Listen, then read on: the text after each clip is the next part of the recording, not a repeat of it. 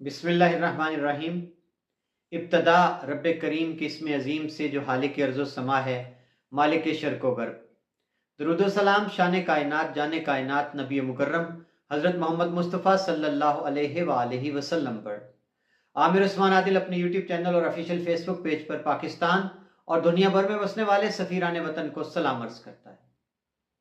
नाज़रीन, कुछ वाक़यात ऐसे रूनुमा होते हैं कि जो इंसानियत को भी शर्मा देते हैं और इंतहाई लर्ज़ाहेज़ होते हैं कि जिनको नोके ज़ुबान पर लाते हुए भी कलेजा मुंह को आता है। ऐसा ही एक वाक़या है आज बज़ाहिर जिस पर यकीन करना मुश्किल दिखाई देता है।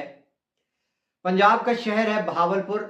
वहाँ से एक इंतहाई अफसोसनाक खबर है कि जहाँ मासूम बच्चों को अगवा किया गया और अगवा करने के बाद शकी उल कल्ब दरिंदा सिफ्त इंसान ने न सिर्फ ये कि उन मासूमों की जान ली, उनको ज़िबा किया।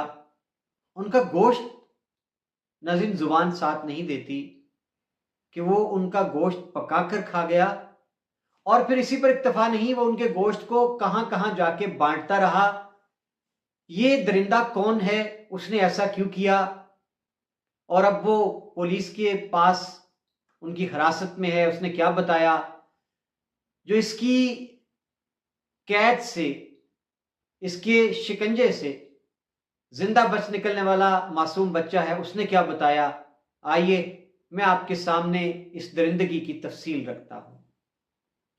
नाज़रीन, वाकया कुछ यूं रिपोर्ट हुआ है और ये वाकया 8 दिसंबर का है कि 3 मासूम बच्चे हैं। 7 साल अली हसन, उसकी 1.5 साल बहन है और उसका कज़न है 3 साल अब्दुल्ला। अली हसन ने नाज़रीन ये सारी तफसील जो है बाज़ियाबी के बाद किस तरह से अपनी ज़ुबान में बताई। आइए मैं चाहता हूं कि आप एक क्लिप देखिए कि अली हसन क्या कह रहा है। ਤੁਹਾਡਾ अली हसन ਇਹ ਕਿਵੇਂ ਵਾਕਿਆ ਥੀ ਹੈ?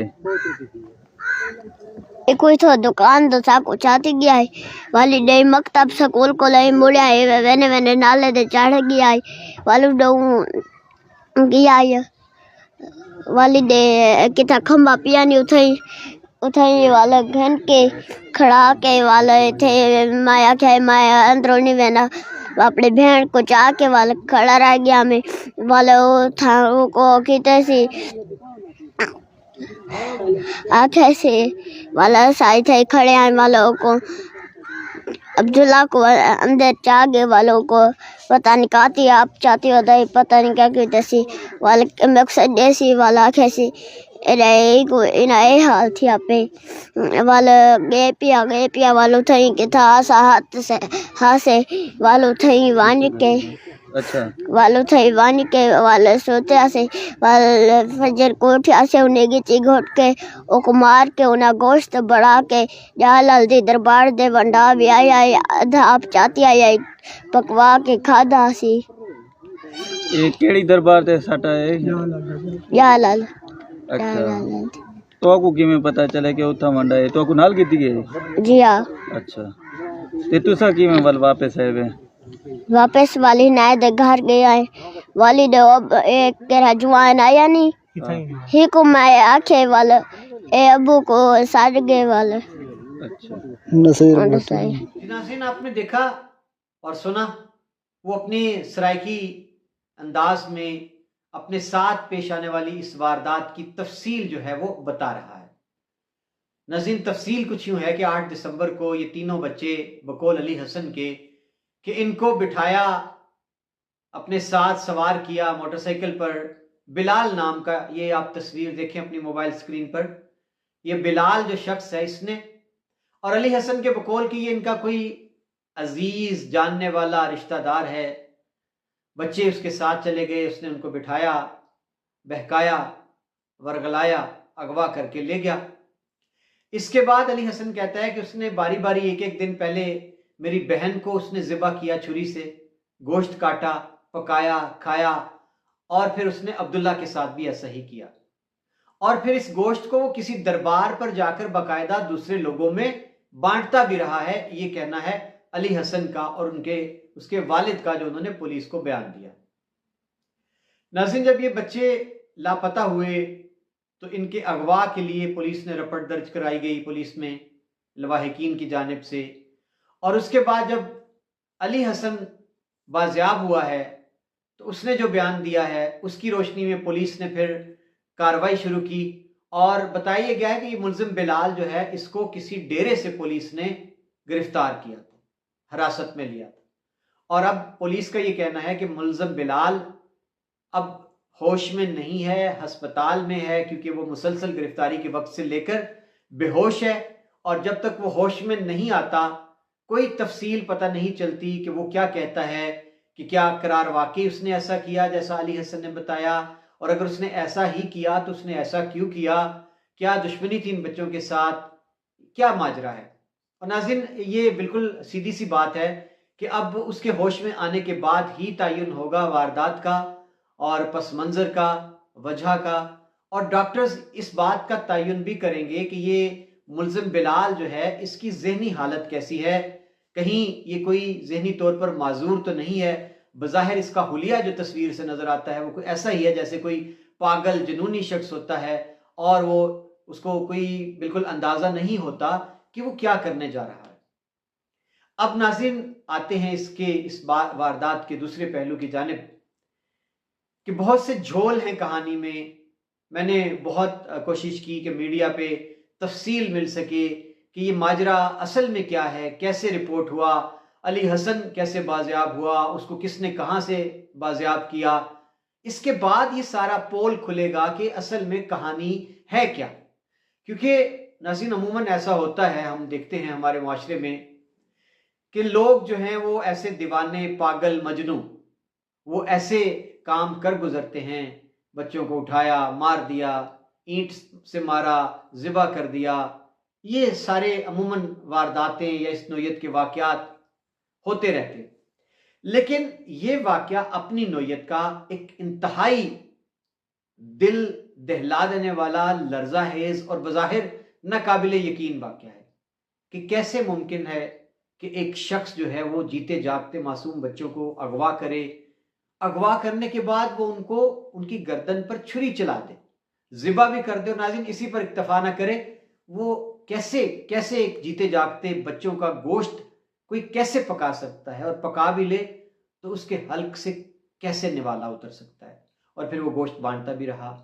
ये सारी अब बातें पुलिस जो है वो अपनी तफ्तीश में जब लेके आएगी, सारे कड़ियां मिलाएगी, जहां जहां बच्चे ने बताया है वहां जाएगी, दरबार पर भी जाएगी, लोगों से वो सवाल करेगी कि क्या इस शख्स ने कोई गोश्त इस तरह का तकसीम किया, बांटा। तो इसके बाद ही नाज़रीन मुमकिन होगा कि क्या ये वाकई सच्ची बात है, और अगर ऐसा है तो ऐसा क्यों है। बहरहाल जो भी है नाज़रीन, वालिदैन के लिए तो क़यामत की घड़ी इससे ज़्यादा और कोई नहीं हो सकती कि जिनके बच्चे लापता हुए वो कितने दिन इंतज़ार की सूली पर लटके रहे, माएँ और बाप दीवानावार उनको तलाश करते रहे, माँ की नज़रें बार बार दरवाजे की जानिब उठती रहीं कि अभी मेरा लाल, अभी मेरी बेटी इधर से उधर से कहीं से सामने आ जाएगी। लेकिन उन पर क्या क़यामत गुजरी होगी जब उनको ये पता चला कि उनके बच्चे, उनके लाल अब इस दुनिया में नहीं रहे।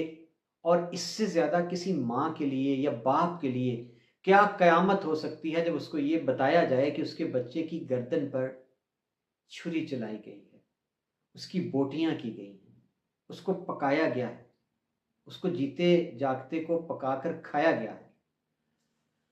हाँ नाज़रीन, मैं कैसे बयान करूं, बहुत मुश्किल हो रहा है मेरे लिए आज बात करना।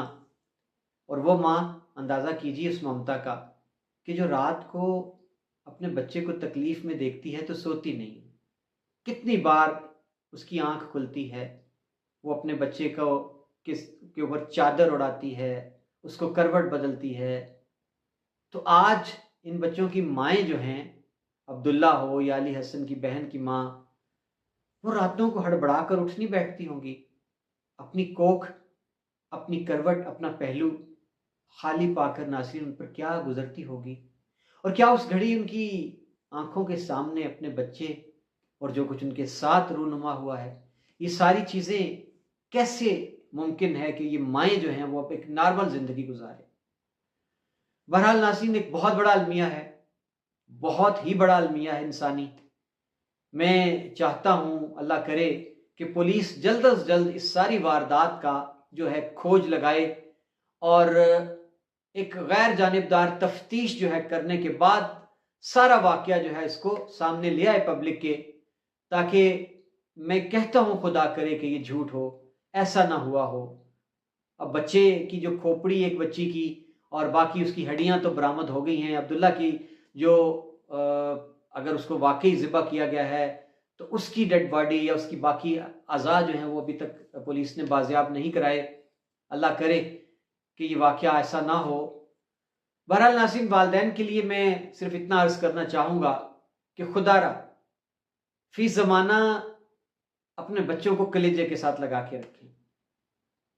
इससे कीमती मता आपकी ज़िंदगी की और क्या होगी जो खालिके कायनात ने आपको अता की है।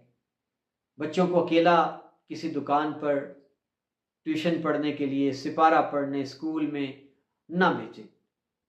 कोई छोड़ के आए, कोई लेके आए। बच्चों को खुद से जुदा ना करें, वरना ये अब हमारा मुआशरा जो है, हमारी गलियां, हमारे मोहल्ले, हमारी बस्तियां, हमारे कूचे, ये इंसानों के रहने की तो रही नहीं है। ये तो जंगलों से बदतर हैं, ये तो मक्तल बन चुके हैं। तो खुदारा अपने बच्चों का ख्याल रखें। इजाज़त दीजिए। अल्लाह हाफ़िज़।